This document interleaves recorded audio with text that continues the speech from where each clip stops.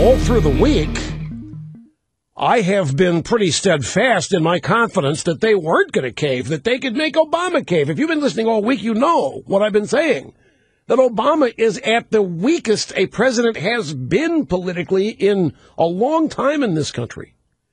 And why our guys don't realize it, why they, we were talking yesterday, why is it that we continually fear that they fall for decade-old traps that the Democrats set? It's because they do. It's because they sometimes do fall for these traps.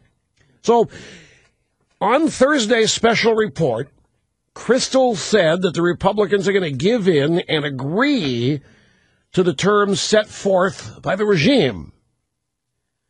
Here's the quote. It sounds as if it's heading towards a deal. It's not a deal that I'm going to like, I suspect, and I think it's going to be a bad deal for conservatives and Republicans, but I think they're intimidated, Republicans.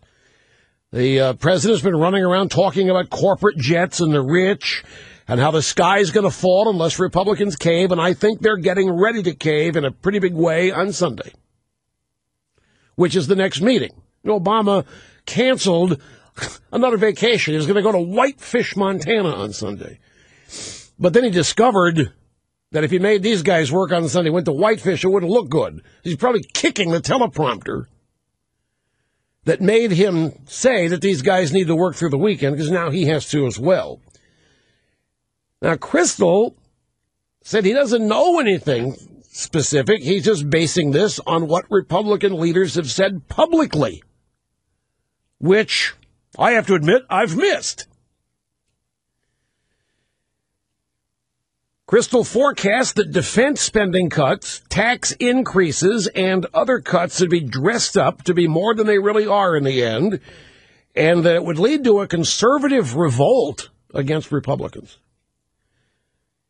He said, so great, we have a Republican House, and they're going to agree to the huge defense cuts, tax increases, phony spending cuts, and increased debt. I think there'll be a huge rebellion among conservatives in the country if Republicans sign on to this deal. Well, that triggered my own search for news stories, and I was able to find them. They were all over the place. I don't care where, Washington Post, Politico, they were all there. Now, my antenna went up, and I said, okay, some red flags here, and there could be a little reverse psychology being employed by Kristol. You never know. I hadn't gotten a wind of this myself. Now, this morning, Boehner said that no budget agreement with the Democrats is imminent, and that he didn't see differences between the two parties narrowing at all in recent days, which is the opposite of what Obama is saying. He said, Boehner did, there's no deal between him and the president in public or private. His remarks came as congressional leaders and Obama plan to work this weekend to reach a compromise, includes as much as $4 trillion on deficit reductions over the next decade and an increase of the U.S. debt ceiling. I just want to, before we go to the break here, and I'll fill you in on all the things that I subsequently learned after this, I just want to tell you with extreme confidence that if any of this happens, if there is a cave by House Republicans on this debt limit, if Obama gets what he wants, all of what he wants, as Kristol is alluding to here, and was backed up by other reports, then you can say goodbye to the Republican National Committee. It will implode. People will stop sending it money.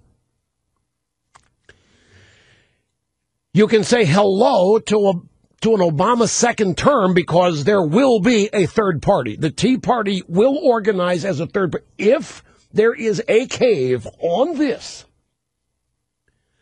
we could lower the debt ceiling and make our debt payments. As I detailed yesterday, we are not at risk of default. We are not in danger of default. Anybody either party who says we are is engaging in demagoguery and the same classic Washington tactic of creating to you a crisis, an apocalyptic crisis that has to be solved now or else. I'm telling you, that isn't true. Just as the world wasn't going to end if we didn't get TARP. That wasn't true. None of the forecast crises and their accompanying apocalypse have been true. Nothing that they have tried to scare us with since 2008 has been true. So if this cave happens, hello, third party, it's going to happen. And then you're going to see a wave of new presidential candidates get in the race, and they're going to start. Rick Perry will decide at that moment it's time to get in. And Paul Ryan, who knows? I don't, but if there is a cave, folks, it's disaster. And I don't mean to be alarmist here. But if these guys cave, the November elections of 2010, see, the thing to me is that Boehner isn't under any pressure. His base does not want a compromise. We do not want a compromise. He's under no... If whatever pressure Boehner thinks he's under is coming from somebody else, because it's not coming from us, we don't want him to cave. We want what's right. If they come out of there with no deal that's advantageous for us and is not representative at all of the November 2010 elections, I'm afraid to predict what's going to happen to these incumbent Republicans. Rasmussen today, 72% of the country favor free market economy over one managed by the government. 72%, in other words, want to fire Obama. 72% want to fire every Democrat in Congress. 72% of the people want their country back. This is why Democrats hate the Tea Party. And this is why the Republicans have to hold firm.